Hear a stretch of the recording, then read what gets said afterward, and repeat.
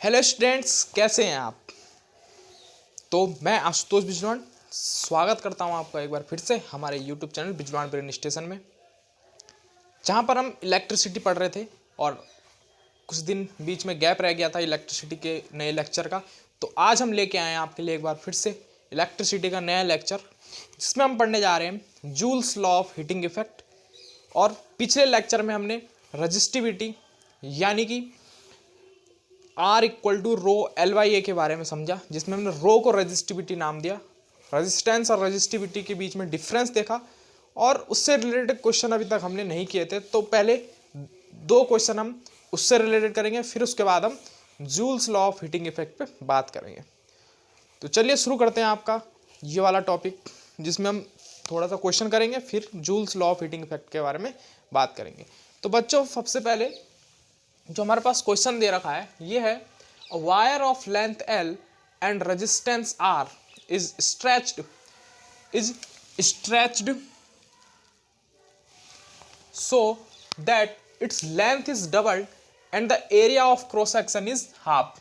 यहाँ पे हमारे पास कहा गया है बच्चों कि कोई लेंथ हमने या कोई वायर है जिसकी लेंथ L है। ठीक है बच्चों, हम क्या मान लेते हैं, हमारे पास एक वायर है, ये कोई हमारे पास वायर है और इसकी लेंथ जो हमें बताई गई है, इसकी लेंथ ये हमने मान ली L। ठीक, रेजिस्टेंस इसका R है और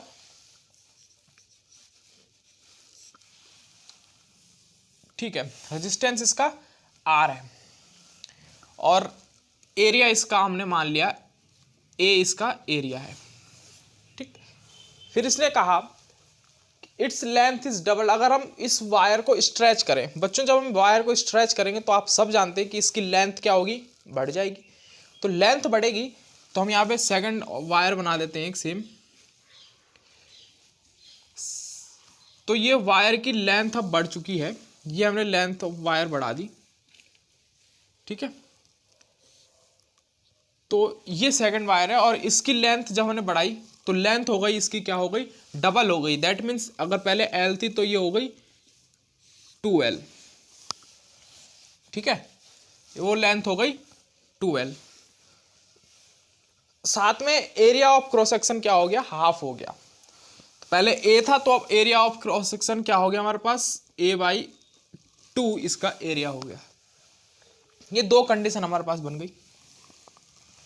तो हमें बताना है कि इसकी रेजिस्टेंस और रजिस्टिविटी में क्या चेंज आया।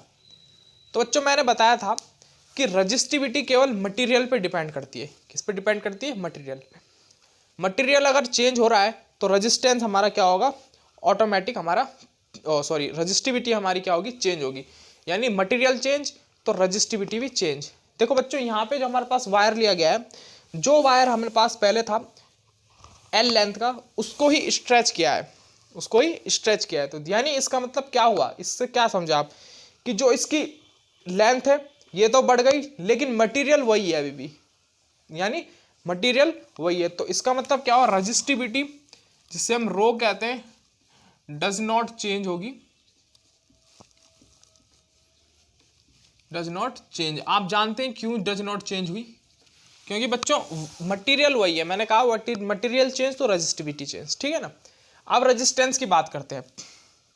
ठीक है, मान लो इस वायर का रेजिस्टेंस हमने R1 ले लिया था। यहाँ पे हम लिख सकते हैं लेट रेजिस्टेंस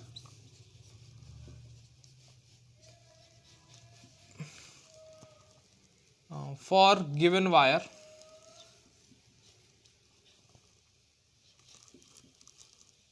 ये हमने मान लिया इसका रेजिस्टेंस R1। तो R1 इज इक्वल टू क्या हो जाएगा, रो L/A। यही होगा, इसका रेजिस्टेंस इस तरीके से लिखा जाएगा। और यहां पे हम लेट कर लेते हैं, let resistance of stretched wire.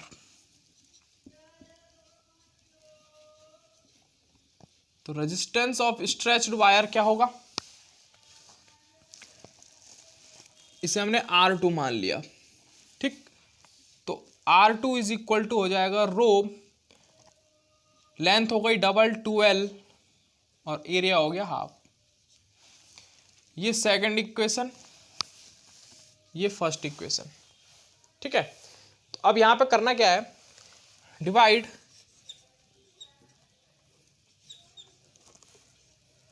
Equation second by first.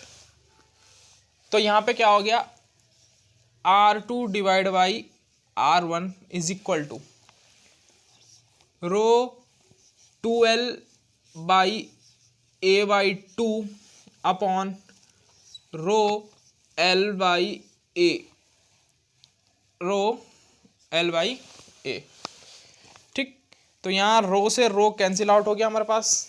तो इसका रेशियो अगर हम देखें तो R2 upon R1 is equal to,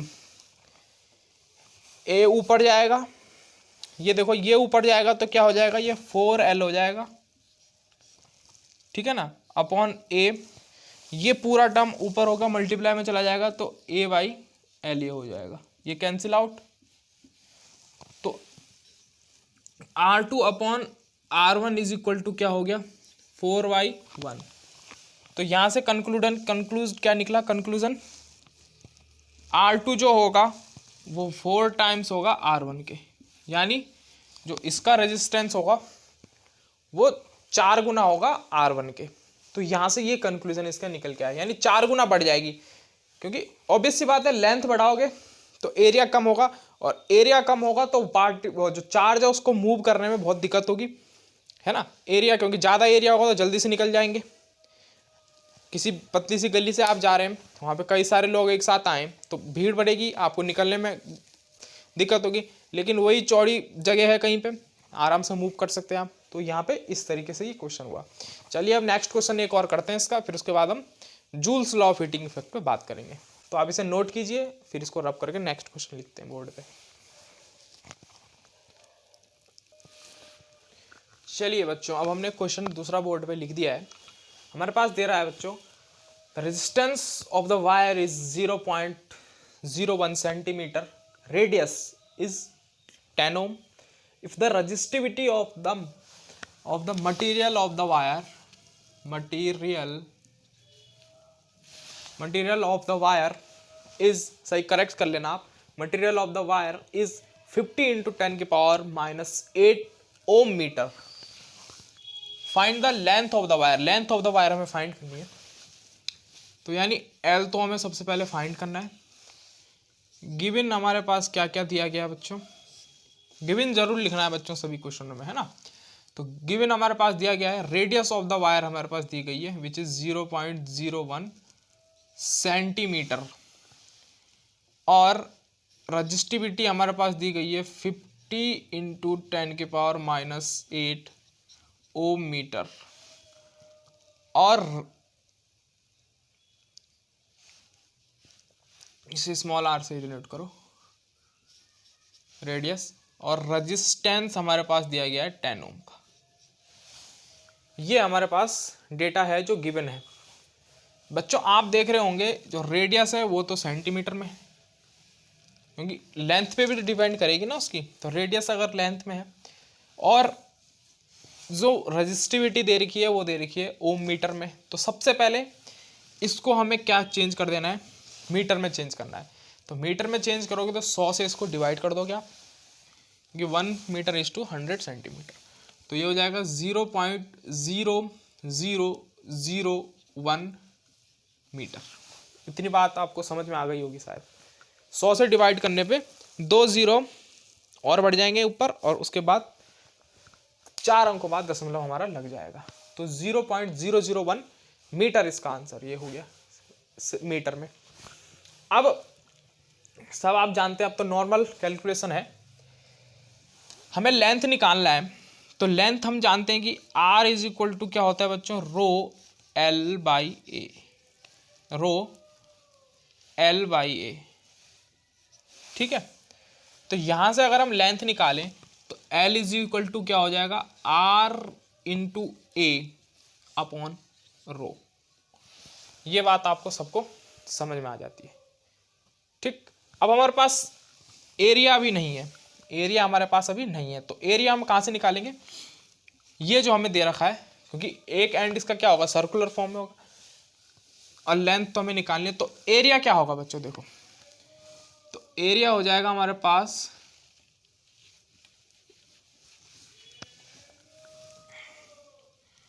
area जो हमारे पास होगा पाई आर स्क्वायर,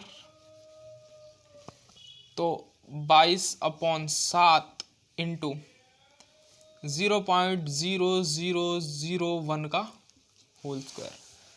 इतनी बात आपको समझ में आ गई, ये हमारे पास एरिया हो गया। तो अब इसको इसमें पुट करना है, हमारे पास क्या है, आर हमारे पास 10 का है, एरिया हमारे पास 22/7 इंटू 0.001 इंटू 0.0001 और अपॉन में रजिस्टिविटी जो क्या है हमारे पास 50 इंटू 10⁻⁻8। इतनी बात आपको समझ में आ गई किस तरीके से वैल्यूज हमने पुट कर दी यहाँ पे, ठीक। अब देखेंगे अगर आप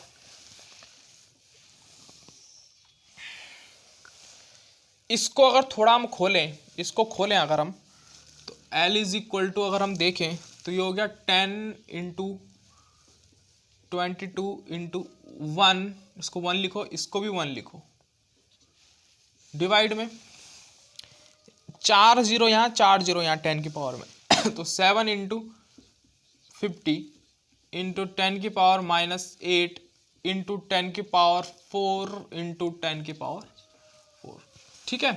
तो देखेंगे आप अगर इससे, तो ये पूरा कैंसिल आउट हो जाएगा, अगर बेस सेम हो तो पावर ऐड हो जाती है, तो ये 10⁻8 हो जाएगा और ये ऐड हो जाएगा बेस सेम होने पे, तो ये कैंसिल आउट और 0 हो जाएगा, ठीक।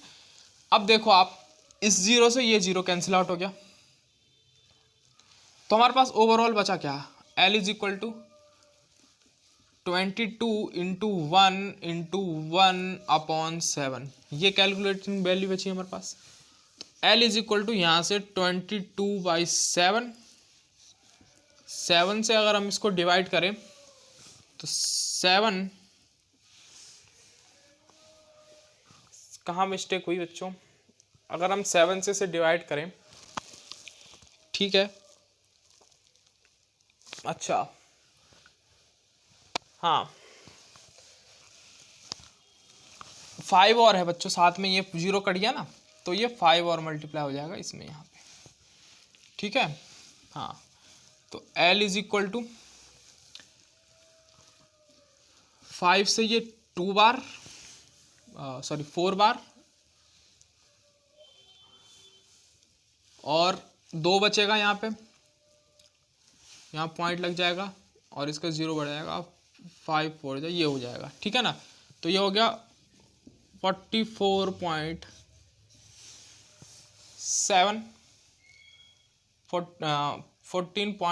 4.4/7। अब इसको अगर डिवाइड करें हम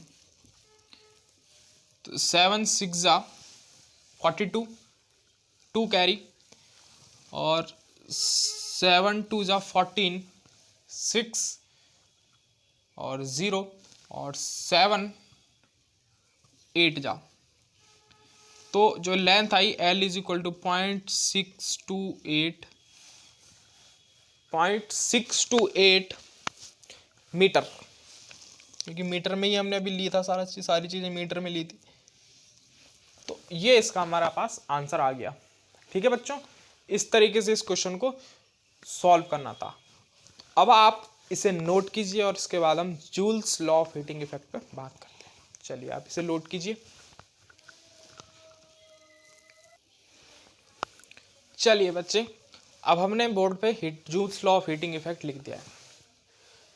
बच्चों जो हीटिंग इफेक्ट है ये 3 तरीके का होता है। एक तो केमिकल हीटिंग होता है, यानी जिसमें हम कैथोड एनोड की हेल्प से हाइड्रोलिसिस करते हैं। हाइड्रोलिसिस यानी हाइड्रो यानी वाटर, लाइसिस यानी टुकड़े, वाटर के टुकड़े करना, ये सब केमिकल प्रोसेस में आता है। Formation of NaOH, sodium hydroxide, उसका फॉर्मेशन, ये सब केमिकल प्रोसेस में आता है, यानी केमिकल्स के द्वारा हीटिंग इफेक्ट कराना। दूसरा आता है बच्चों magnetic effect of electric current. Magnet की हेल्प से क्या क्या इफेक्ट जनरेट हो रहे हैं, क्या क्या प्रभाव पड़ रहे हैं किसी चीज़ पे, इलेक्ट्रिसिटी पे, वो सब हम magnetic effect of electric current में पढ़ते हैं, जो कि आपका अगला टॉपिक भी रहेगा। और अगला जो आपका चैप्टर है, चैप्टर नंबर 13, वो magnetic effect of electric current पे ही है। इसके बारे में डिटेल में आप 11th-12th में पढ़ेंगे। तीसरा आता है बच्चों heating effect of electric current, जो हम यहाँ पढ़ेंगे, ठीक है ना। हीटिंग इफेक्ट ऑफ, आप लैपटॉप चार्ज करते हैं, फ़ोन चार्ज करते हैं, तो क्या होता है जब इलेक्ट्रॉन या चार्ज उसमें फ्लो होता है तो क्या करता है, वर्क डन करता है ना। तो वर्क डन जब ये करता है तो काफ़ी देर तक जब वर्क डन करे, काफ़ी टाइम तक अगर वर्क डन करे, तो आप देखेंगे कि हमारा एडेप्टर जो होता है, चार्जर का एडेप्टर हो गया, लैपटॉप का एडेप्टर हो गया, टीवी जिससे चल रहा है उसका एडेप्टर हो गया, तो क्या हो जाता है, हीट देते हैं, यानी गर्म हो जाते हैं। ऐसा क्यों बच्चों? क्योंकि जो उसके अंदर चार्ज फ्लो हो रहा है, उसको फ्लो होने में कहीं ना कहीं रेजिस्टेंस लग रहा है, रेजिस्टेंस उसको अपोज कर रहा है, जिस वजह से उनको ज़्यादा मेहनत करनी पड़ रही है फ्लो होने में, और जिस वजह से उनकी एनर्जी लूज हो रही है और वो हीट के तरह जनरेट हो रही है। जैसे मान लो आप भाग रहे हैं, आप कम से कम 10 मिनट तक बहुत तेज़ गति से भागे, बहुत स्पीड से भागे, आप तेज़ गति, जितनी आपकी फुल स्पीड में भाग सकते हैं उतना भागे, तो थोड़ी देर बाद जब आप रुकेंगे तो आपको थकान तो लगेगी, साथ में आपका पसीना भी निकलेगा और आपको बॉडी गर्म हो जाएगी। सर्दियों में अगर भागें तो गर्म हो जाती है, गर्मियों में तो पसीने निकलते हैं, सर्दियों में बॉडी गर्म हो जाती है। तो ऐसा क्यों हुआ? आपने वर्क डन करा, आपने वर्क करा, वर्क ही एनर्जी है, आपने अपनी एनर्जी लूज़ करी, आपने एनर्जी अपनी लॉस करी और आपकी बॉडी गर्म हुई, जिस वजह से आपका हीटिंग इफेक्ट हुआ। सारे वो जो पार्ट्स हैं बॉडी के वो क्या हो गए, एक्टिव हो गए।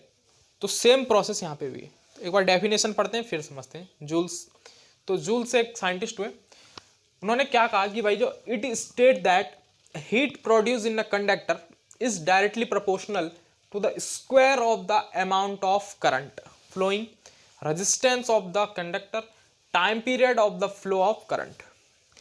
बच्चों जो heating effect of electric current है उसको H से या कैपिटल Q दोनों से डिनोट करते हैं।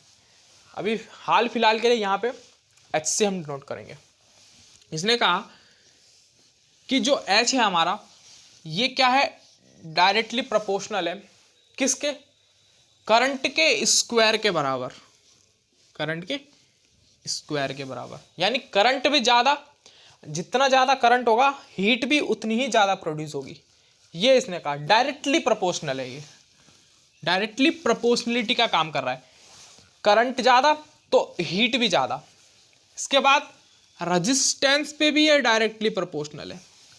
जितना ज़्यादा, जैसे अभी मैंने एग्जांपल बताया लैपटॉप चार्ज करने का, टीवी चलाने का, इलेक्ट्रॉनों को चार्ज को फ्लो होने में दिक्कत होगी, रेजिस्टेंस होगा, तो ज़बरदस्ती करेंगे तो मेहनत ज़्यादा लगेगी, और मेहनत ज़्यादा लगेगी तो हीट जनरेट होगी। पतली सी गली से जा रहे हो आप, खूब सारे लोग आ रहे हैं एक साथ, सबको इधर उधर जाना है, तो आप ज़बरदस्ती घुसोगे, वहाँ ज़बरदस्ती घुसोगे, कहीं से अपने रास्ता बनाओगे। सेम उसी तरीके से जो चार्ज फ्लो हो रहे हैं किसी वायर में, वहाँ अगर रेजिस्टेंस ज़्यादा है तो उसको जाने में बहुत दिक्कत होगी और वो ज़बरदस्ती फ्लो करेगा, जिस वजह से उसकी एनर्जी इंक्रीज होगी। तो एनर्जी किसी भी रूप में निकल सकती है। तो वो एक हो गया हीटिंग इफेक्ट इसमें, तो रेजिस्टेंस ज़्यादा हो गया। साथ ही साथ ये टाइम पे भी डिपेंड करती है बच्चों, टाइम की भी ये प्रोपोर्शनल है। जितना ज़्यादा आप, मान लो आपने 10 मिनट टीवी देखी है, उसके बाद बंद कर दिया, फिर आपने टीवी को छुआ पीछे से, तो आपकी टीवी गर्म नहीं होगी, क्योंकि टाइम कंज्यूम कम हुआ। 10 मिनट में ज़्यादा देर नहीं चली टीवी तो जल्दी बंद हो गई। तो अभी उनको ज़्यादा रेजिस्टेंस नहीं मिला वायर में, चार्ज फ्लो हो रहे। लेकिन आप उसी टीवी को 3 घंटे देख रहे हो, मूवी चल रही है एक 3 घंटे की, लगातार आप देख रहे हो, तो आप देखोगे बच्चों, जब आप उस टीवी के पीछे जाओगे, उसको टच करोगे, तो वो हल्की गर्म हो रही होगी। कितने से कितनी बड़ी स्मार्ट टीवी हो, एलईडी हो, एलसीडी हो, कोई भी टीवी हो, उनमें हीटिंग इफेक्ट जरूर होता है। फ्रिज के पीछे देखोगे जाके, फ्रिज के पीछे हीट जनरेट हो रही होती है। माइक्रोवेव हो गया, ये सब क्या है, हीट प्रोड्यूस करते हैं। तो टाइम पे भी डिपेंड करता है कि टाइम कितने देर तक कोई काम कर रहा है। ठीक। अब ऐसा है बच्चों कि ये सब डायरेक्टली प्रोपोर्शनल है, तो अगर हम H को प्रोपोर्शनलिटी हटाएं तो यहाँ पे कोई प्रोपोर्शनलिटी कांस्टेंट नहीं आता है, ये आपको ध्यान रखनी है। जैसे हम 9th में हमने पढ़ा force is proportional to mass into acceleration, तो हम देखते हैं कि फोर्स बराबर KMA और K को हम यूनिटी ट्रीट कर देते हैं, तो फॉर्मूला हमारे पास बन जाता है F बराबर MA। There is no proportionality between these two parts, ठीक है। सेम इसी तरीके से जैसे हम यहाँ पे करते हैं इसी तरीके से हम यहाँ पे कोई प्रोपोर्शनलिटी यूज नहीं करते हैं, वहाँ पे उसकी जरूरत ही नहीं होती है, सब डायरेक्टली प्रोपोर्शनल, तो ऑब्वियस ये पहले से ही है डायरेक्टली प्रोपोर्शनल, ठीक है ना। तो ये जो फॉर्मूला है H is equal to I square R T, इसी पे हम बात करेंगे। अब जरा इसका प्रूफ आप देख लें बच्चों। हीट क्या है? Loss of energy. हीट क्या है? एनर्जी तो है। जितनी ज़्यादा एनर्जी, हीटर आप जलाते हैं उससे हीट निकलती है, हाथ लगाते हो गर्म हो जाते हैं, एनर्जी ही तो है, वो एनर्जी कंज्यूम हो रही है, एनर्जी निकल रही है ना। तो हीट क्या है? एनर्जी है, ठीक। टाइम को हम सेकंड में काउंट करते हैं, रेजिस्टेंस को हम ओम में काउंट करते हैं, करंट को हम एम्पियर में काउंट करते हैं, तो heating effect of electric current यानी H को हम जूल्स में काउंट करते हैं, हम जूल्स में काम करते हैं। जूल में इसकी यूनिट क्या है? जूल। और जूल किसकी यूनिट है? एनर्जी की यूनिट है। और किसकी यूनिट है बच्चों? जूल। वर्क डन की भी एनर्जी यूनिट है, तो ये हो गया वर्क डन, ठीक है बच्चों। अब इस चैप्टर में आप याद करो जरा कि आपने वर्क डन के बारे में कहाँ पे पढ़ा था। सबसे पहले वर्क डन के बारे में आपने कहाँ इंट्रोड्यूस हुए थे? वर्क डन के बारे में इस चैप्टर में आप इंट्रोड्यूस तो छोटी क्लास में हो गए होंगे, लेकिन इस चैप्टर में कहाँ इंट्रोड्यूस हुए? तो बच्चों वो था पोटेंशियल पे, जब हमने W is equal to V by Q, W is equal to V by Q के बारे में हमने पढ़ा था। वो potential upon charge, voltage upon, ठीक है, वर्क डन के बारे में, ठीक है। तो अगर हम देखें तो V is equal to W by Q, W into Q, V is equal to W into Q, V is equal to W into Q. बच्चों गलत कर रहे हो। पोटेंशियल में हमने देखा था V इज इक्वल टू होता था W by Q, V is equal to W by Q, और वर्क डन यहां से हमारे पास क्या आता था? V इंटू क्यू आता था कि नहीं आता था? V इज इक्वल टू, जब हम पोटेंशियल करते थे ये करते थे ना कि कोई चार्ज को हम एक पॉइंट से दूसरे पॉइंट तक ला रहे हैं, उसी चार्ज को एक दूसरे पॉइंट तक हमने यहाँ पे लाया, ठीक है ना। तो यहाँ से यहाँ तक का वर्क डन जो भी उसने करा, यहाँ से यहाँ तक वर्क डन अपॉन, अगर उस चार्ज को वर्क डन को उसी चार्ज से अगर हम डिवाइड कर दें तो क्या बनता था? पोटेंशियल बनता था कि नहीं बनता था? जाइए उस वीडियो को देखिए बच्चों एक बार, ठीक है। तो W बराबर V इंटू क्यू। अब यहां पे हम देखें अगर W बराबर V इंटू क्यू, फिर हमने एक चीज और पढ़ी थी, I is equal to Q upon T. तो Q इज इक्वल टू बच्चों IT, यहां पे डालो, इसको लिखो यहां पे, I is equal to Q upon T, I is equal to Q is equal to IT, ठीक। और एक हमने फॉर्मूला पढ़ा था V is equal to IR, याद आया? ओम्स लॉ, ओम्स लॉ, ये करंट का फॉर्मूला होता है बच्चों। V is equal to IR into I T. तो W बराबर आई स्क्वायर आर टी। अब देखा बच्चों, यहाँ पे कोई प्रोपोर्शनलिटी नहीं आई, यही एनर्जी है और इसे ही हम हीट लिख देते हैं, H से डिनोट करते हैं और Q कैपिटल Q से भी डिनोट करते हैं। ठीक है, तो यही है बच्चों heating effect of electric current. Heating effect of electric current. यहाँ पे आपको याद रखना था, यहाँ पे हम थोड़ा गलत कर रहे थे, वर्क डन बराबर V अपॉन Q हम लिख रहे थे, जबकि वर्क डन होता है V इंटू Q, पोटेंशियल होता है W अपॉन Q। इसको ध्यान रखना था, वहाँ गलती हो गया, सॉरी फॉर द मिस्टेक। ठीक है, तो यहाँ पे ये हमने इसका प्रूफ हमने कर दिया।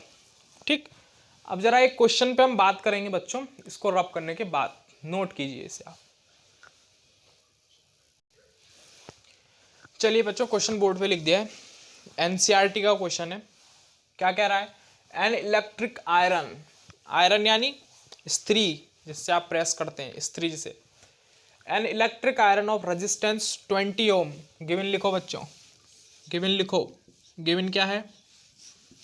Resistance 20 ohm takes a current of 5 ampere, ampere में दे रखा है करंट यानी 5 ampere. Calculate the heat develop in 30 second. Time, time क्या दे रखा बच्चों? 30 सेकेंड। तो इससे सरल हीट हमें कैलकुलेट करनी है, कैलकुलेट द हीट। इससे सरल क्वेश्चन क्या होगा बच्चों? अब हीट हमें कैलकुलेट करनी है, इससे सरल क्वेश्चन क्या होगा? लिखो फॉर्मूला, क्या होता है formula? H is equal to I square R T, I square R T. ठीक है, तो क्या हो जाएगा यहाँ? रखो वैल्यू, आई क्या है? 30, इसका स्क्वायर, सॉरी आई क्या है? 5 का square, resistance 20 time 30, 25 into 20 into 30 क्या हो जाएगा? 25 दूना 50, 5 दिया 15, 150 तो ये हो गया और 2 0 और हो गई। तो H is equal to 15,000 joule. इतनी एनर्जी, इतनी हीट डेवलप होगी वहां पे 30 सेकंड में, 5 एम्पियर करंट के साथ 20 ओम का रेजिस्टेंस होगा। तो ये क्वेश्चन था बच्चों। ठीक है, समझ में आया? ठीक, चलिए अब एक और क्वेश्चन लिखते हैं आपके लिए, फिर उसके बाद लेक्चर को हम फिनिश करते हैं। ठीक है, चलिए क्वेश्चन बोर्ड पे लिख दिया बच्चों। क्या है? 100 joule of heat are produced each second in a 4 ohm resistance. Find the potential difference across the resistor. Given लिखो बच्चों, गिवन है रेजिस्टेंस दे रखा है 4 ओम का, हीट दे रखी है बच्चों 100 जूल, टाइम डिकोड करो इंग्लिश, ईच सेकंड पे बात कर रहा है, यानी टाइम हमारे पास क्या हो गया? 1 सेकंड पे। ठीक है, फाइंड करना है पोटेंशियल डिफरेंस।